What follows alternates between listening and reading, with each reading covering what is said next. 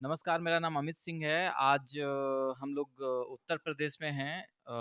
हमारे साथ एक ख़ास शख़्सियत है, इनका नाम कुणाल सिंह है। ये एक सर्विसमैन हैं। ये 2020 में अपना रिटायरमेंट लेके इंडियन आर्मी से अपना कुछ स्टार्ट इन्होंने किया है। र राफ़ेल अकेडमी के संस्थापक हैं ये। आइए आज इनसे कुछ नेशनल सिक्योरिटी के मुद्दे पर बात करेंगे। तो सर बहुत-बहुत धन्यवाद हमें समय देने के लिए। आज मतलब कुछ मेरे क्वेश्चन्स हैं जो नेशनल सिक्योरिटी पे हैं। जैसे कि उसमें से एक एसआईआर भी है। अभी बिहार में एसआईआर हुआ है। एसआईआर होने के बाद कुछ लोग जो हैं वो बिहार से माइग्रेट होके पश्चिम बंगाल चले गए हैं। पश्चिम बंगाल से फिर माइग्रेट होके वो धीरे-धीरे बांग्लादेश जा रहे हैं। तो ये जो माइग्रेशन हो रहा है, जो मतलब जो यहाँ के नागरिक नहीं हैं, उनका माइग्रेशन हो रहा है। एक तरह से तो ये अच्छा है। लेकिन क्या ये जो एजेंसीज़ हैं, जो सिक्योरिटी एजेंसीज़ हैं, उन पे ये क्वेश्चन मार्क नहीं है कि ये लोग आए कैसे? मतलब इनका आना यहाँ पर वो बहुत बड़ा क्वेश्चन मार्क है, सिक्योरिटी एजेंसीज़ पे। क्योंकि कोई एक बॉर्डर क्रॉस कर रही है, क्योंकि सारी हमारी मिलिट्री फोर्सेस सब सब वहाँ पर तैनात है बॉर्डर पे और उस लेयर्स को मतलब भेद के और लोग अंदर आ जा रहे हैं। ना कि पश्चिम बंगाल में, ये पूरे देश में फैले हुए हैं। तो क्या आपको नहीं लगता ये नेशनल सिक्योरिटी के लिए थ्रेट है? जी, आपका बड़ा जायज़ वो प्रश्न है और वाजिब प्रश्न है। जिस तरह की आशंकाएँ आप ज़ाहिर कर रहे हैं, वो सच में बहुत बड़ा नेशनल थ्रेट है। पर कुछ एग्ज़ाम्पल्स हैं जिस पे हमको बहुत सीरियस होके सोचना पड़ेगा।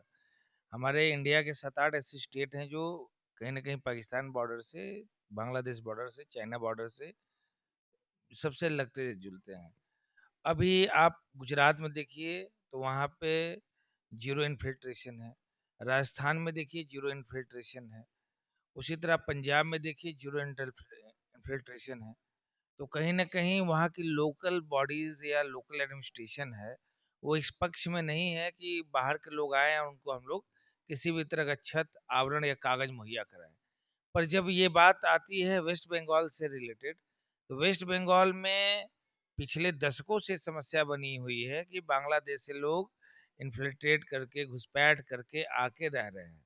तो कहीं न कहीं वहाँ का जो पॉलिटिकल मंशा है, वो इस ओर लोगों को प्रयास करता है कि वो आए रहें और हमारे लिए वोट करें। पहला प्रश्न। दूसरा प्रश्न है कि केंद्र सरकार क्या कर रही है? तो केंद्र सरकार ने पिछले 10 सालों में, जहाँ तक मुझे पता है, इन्होंने काफ़ी ज़्यादा वायर फेंस वगैरह लगाया है, लेकिन अभी भी 350 किलोमीटर का जो रेंज है, वो हेवी फ्लड ज़ोन में आता है। गंगा के बेसिन्स हैं, हेवी डेंस ज़ोन है, जहाँ पे भी ना स्टेट गवर्नमेंट ने लैंड एक्वायर करके सेंट्रल को दिया कि वहाँ फेंसिंग हो सके, ना ही फ्लड से पीछे का जो इलाका है, जहाँ पे गवर्नमेंट एक्वायर करके उसको बना सके। तो कहीं न कहीं मेरा जो ओपिनियन है, स्टेट गवर्नमेंट उस तरह का प्रोत्साहित नहीं कर पा रही है, सहयोग नहीं कर पा रही है, जिससे बांग्लादेश बॉर्डर सील हो पाए।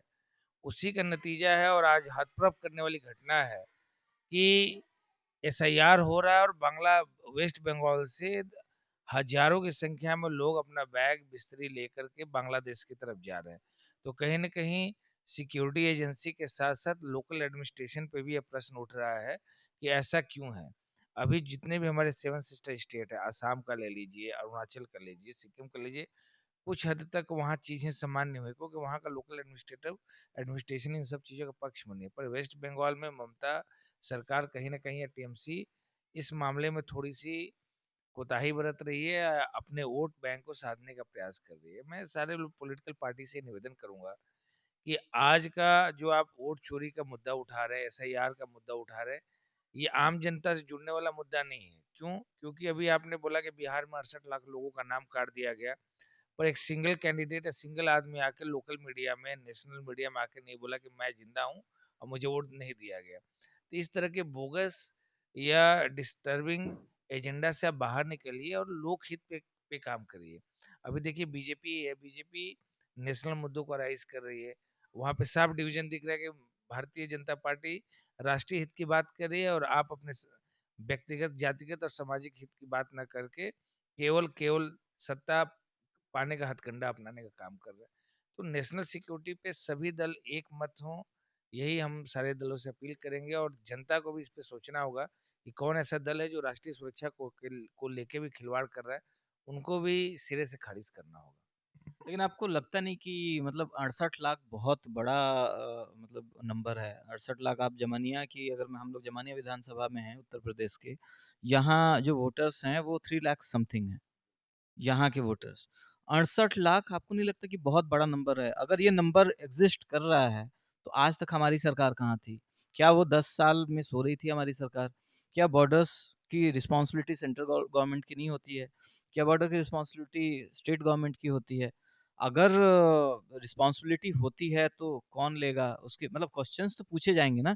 हम ये क्वेश्चन जाकर के ममता के सरकार से नहीं पूछ सकते, मतलब स्टेट गवर्नमेंट से नहीं पूछ सकते हैं कि आपके राज्य में क्यों यहाँ पर मतलब घुसपैठिए बढ़ रहे हैं और आपके राज्य से घुसते हुए वो पूरे भारत में फैल रहे हैं।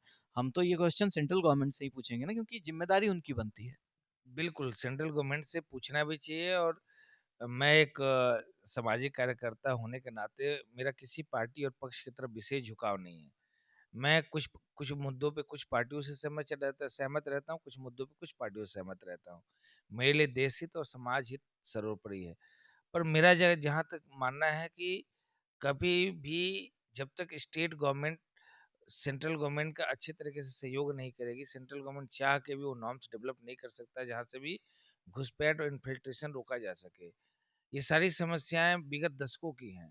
दशक तक वो बॉर्डर खुले हुए थे, कोई आ रहा था जा रहा था, लोकल प्रशासन पैसे लेके दाएं बाएं करके कागज मुहैया करा दे, सब कुछ करा दे रहा था। लेकिन लोगों को आँख खुला तब जब देखा कि एक एसआईआर के नाम पे जब हजारों की संख्या में लोग माइग्रेट हो रहे हैं। एसआईआर एक बड़ी ही सामान्य प्रक्रिया है, 2002 और 3 में हुई थी, अब दोबारा हो रहा है। ये चुनाव आयोग का मौलिक कर्तव्य है। ये कॉन्स्टिट्यूशनल राइट से भी प्रोटेक्टेड है, तो इस पे तो कोई भी प्रश्न कर ही नहीं सकता कि एसआईआर नहीं होना चाहिए। हाँ, एसआईआर होने की प्रक्रिया के अंदर किसी भी व्यक्ति का मत छीनने का प्रयास हो, ये नहीं हो सकता है। और अभी जो बिहार में एसआईआर हुआ, 68 लाख का डेटा है, और 61 लाख में से एक आदमी भी खड़ा होकर यह नहीं कह पाया कि सर मेरा वोट लिस्ट में नाम नहीं है और मैं वोट नहीं दे पाया हूँ। तो इसके लिए तो इलेक्शन कमीशन को बधाई देना चाहिए। और सेम आंकड़ा, इससे बड़ा आंकड़ा वेस्ट बंगाल में होने जा रहा है, जहाँ पे शासन सत्ता ने कहीं ना कहीं मिल के बांग्लादेशी नागरिकों को हमारे देश में बसाने का काम किया और उनसे वोट लेने का काम किया। आज देखिए लोकल न्यूज में काफी फ्लैश होते हैं कि हजारों आधार कार्ड बनाने वाले सेंटर है। एक गांव की आबादी 3,000 है और वहाँ पे 6,000 बर्थ सर्टिफिकेट बन चुके हैं उस गांव के नाम से। तो कहीं ना कहीं ये सारी चीजें इंडिकेट कर रही हैं कि कोई बड़ी समस्या थी, और कुछ मुद्दे एसआईआर से हल होंगे, कुछ मुद्दे सीए से हल होंगे। और इसमें केवल सेंट्रल गवर्नमेंट चाहेगी कि मैं इस समस्या का समाधान कर लूँ, तो ये नहीं हो पाएगा। राज्य सरकार को भी अच्छे मन से, साफ मन से देश हित में निर्णय लेने पड़ेंगे। अन्यथा जिस तरीके से अच्छे मुद्दे होने के बाद भी आरजेडी और महागठबंधन ने बिहार में मुंह की खाई है, उसी तरह ममता को भी हार का सामना करना पड़ेगा, अगर सही मुद्दे और राष्ट्र हित के मुद्दों से जुड़ के सरकार के मतलब समालोचना न करे, उनका अच्छा अवरोध न करे। ये उनकी जिम्मेदारी है, करना भी चाहिए। अच्छे मुद्दे पर आप सरकार से लड़िए, जनता आपका साथ देगी। लेकिन यहाँ पे वोट बैंक के नाम पे ये आतंकवाद के खिलाफ कुछ बोलना नहीं चाहते, वोट बैंक के नाम पे ये अच्छी योजनाओं का विरोध कर रहे हैं। अब एसआईआर से किसको आपत्ति होनी चाहिए? एसआईआर तो स्पेशल इंटेंसिव रिव्यू है। आप जाइए, अपने दस्तावेज दीजिए, अपना नाम कराइए। 20 साल बाद एसआईआर हो रहा है, कितने लोग मर गए, कितने लोग माइग्रेट हो गए, कितने ऐसे हैं जिनका गलत नाम चढ़ गया। तो सारी चीजें संशोधित हो रही है, तो इससे तो आपको स्वागत करना चाहिए। उल्टे आप विरोध करें तो आपके मनसा पे प्रश्न उठे। वो तो बोल रही हैं कि अगर एसआईआर यहाँ पर होगा तो हम होने नहीं देंगे, चाहे जो कुछ भी हो जाए। अब वो एकदम मंच से बोल रही हैं, खुले मंच से बोल रही हैं। जो कुछ का मतलब उसका क्या मायने निकाला जाए वो तो खैर लोगों के ऊपर है, वो क्या मायने निकालेंगे उसका। लेकिन आपको मतलब ये भी मतलब मैं बता दूं कि बंगाल, जैसा आपको भी पता होगा, बंगाल, पश्चिम बंगाल जो है वो कई राज्यों से सटा हुआ है। तो अगर बिहार से 68 लाख है, क्योंकि वो बिहार फ्रंट लाइन नहीं है, फ्रंट लाइन तो पश्चिम बंगाल है। अगर यहाँ से 68 लाख लोग ऐसे हैं जिनका नाम कटा हुआ है, और कोई एक सिंगल आदमी, जैसे आप बोल रहे हैं कि कोई भी सामने आकर के उसने ये आपत्ति नहीं जताई कि नहीं जी मेरा नाम कट गया है, मेरे ये दस्तावेज हैं और ये करेक्ट होना चाहिए। अगर होगा भी तो बहुत ही कम, क्योंकि अगर होता है ऐसा तो मीडिया में काफ़ी चीज़ें उछल जाती हैं और वो पॉलिटिकल व्यू भी बन जाता है, लोग अलग-अलग एंगल निकाल देते हैं उसका। तो ऐसा कुछ है नहीं, इट मीन्स कि ये जेन्युइन है, ऑलमोस्ट कुछ हद तक जेन्युइन है। तो अगर 68 लाख की संख्या बिहार में है, तो दूसरे राज्यों में जैसे असम हो गया, जैसे आपको नॉर्थ ईस्ट हो गया, इधर और उसके बाद जैसे आपको उसके असम से सटे हुए दूसरे राज्य हो गए हैं, तो वहाँ पर क्या संख्या होगी? और पश्चिम बंगाल में क्या संख्या होगी?